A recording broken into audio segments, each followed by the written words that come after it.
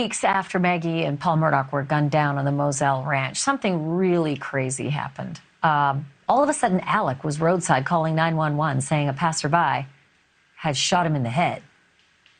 You can't make this stuff up. It turns out you can. Because ultimately, Alex told the police it was all a big ruse. It was all something he had done to try to get $10 million in life insurance for his son. He'd asked his cousin Eddie to come and shoot him in the head so that Buster would be a wealthy man for the rest of his life. His surviving son, Buster. But cousin Eddie said, no, because if I'd have been asked to shoot him in the head, I wouldn't have missed. That's cousin Eddie. You may end up being the star witness in this murder trial. Because prosecutors are actually now saying it had nothing to do with an insurance scam.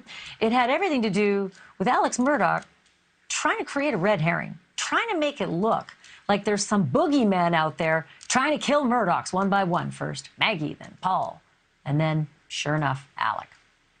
But what is cousin Eddie's role going to be? It's a good thing I have Aimee Zmroczek with me live. She is cousin Eddie's attorney. Aimee, thank you so much for being here. Am I wrong? Am I right? Is cousin Eddie going to be the star witness of this trial coming up? Well, I can tell you it's a bit of pleasure with Jared and I representing Eddie Smith. And you never know what's going to happen, but I can assure you that at least he will be telling the truth. Well, let's go right there, because what Murdaugh is saying now is he's saying your client actually killed his wife and his son. It's pretty convenient, Ashleigh, how his stories change. I believe that's common with the covert narcissism. But I believe that when he lured Eddie out to the side of the road, he was going to kill him and blame this whole thing on him. I firmly believe that was what was going to happen. That's fascinating. So, okay, I'm still confused because after this crazy thing happened roadside, the 911 call, the admission so quickly from Alex Murdaugh to the police that he was just trying to get $10 million in insurance money and have his cousin put a bullet in his head. The prosecutors are saying, no, that isn't what happened. Actually, what he wanted to do was make sure the whole world thought that he was a victim too, that Alex Murdaugh was a victim too. But ultimately, Alex and your client got charged with like an insurance scam, fraud. And I don't recall those charges being dropped, were they? They have not been dropped. In fact, they were filed, a year before these murder charges, and we still have a pending speedy trial motion. It's interesting where speedy justice is actually lying, but yeah, that motion is still pending, and that we're still waiting to have that case heard. Okay, so are there any deal conversations regarding getting rid of those fraud charges in order to put on a good, witness stand presentation for the prosecution in the murder case?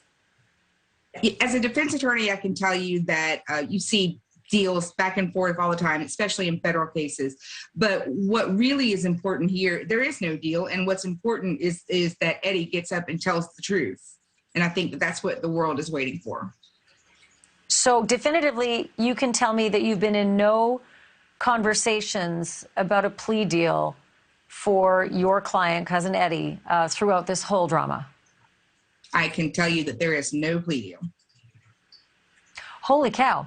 All right, so next question.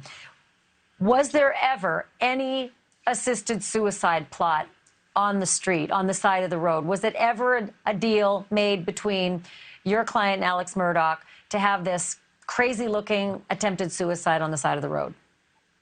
Absolutely not. I think that he said it best. First of all, if he's going to shoot, he's not going to miss, especially from that close up. He has been hunting deer his whole life and doesn't miss. He, again, was another victim in all of these schemes to try to put Alec number one, which is what was the reason to come out and meet Alec roadside? What was Eddie brought out for to meet Alec roadside? What was the reason Alec told him? He told him that he needed help with the tire. And that was it. That was it. And the story hasn't changed at all. The rustling the gun and the gun going off, the story hasn't changed at all since then, and that's what we're going to hear on the stand? I think that as with everything, you get more clarification, especially when you have a more clear head. I think that the basic story has not changed. and that honest truth will be told when Eddie is sworn under oath to tell the truth. Aimee Zmroczek, that you just gave yourself an invitation to come back. So I'm just going to lock you in as a guest again. You will do that, right? Absolutely. Thank you for having me. Real pleasure to have you. Thank you for that. And I look forward to talking to your client, too. Just let him know the invitation's open as soon as he's cleared that witness stand and the gag order. I appreciate it. He will be ready. Thank you.